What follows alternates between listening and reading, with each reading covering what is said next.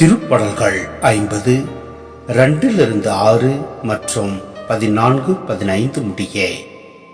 எழிலின் நிறைவாம் சீயோனில் நின்று ஒளி வீசி மிளர்கின்றார் கடவுள்.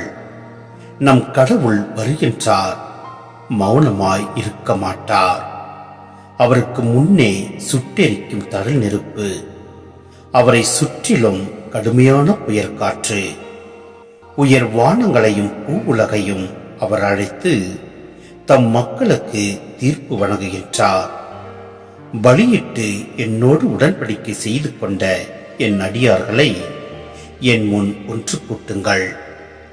வான்வெளி அவரது நீதியை எடுத்தியம்பும், ஏனெனில் கடவுள் தாமே நீதிபதியாய் வருகின்றார். கடவுளுக்கு நன்றி பலி செலுத்துங்கள், உன்னதருக்கு உங்கள் நேரிச்சைகளை நிறைவேற்றுங்கள். துன்ப வேளையில் என்னை கூப்பிடுங்கள், உங்களை காத்திடுவே. அப்போது நீங்கள் என்னை மேன்மைப்படுத்துவீர்கள்.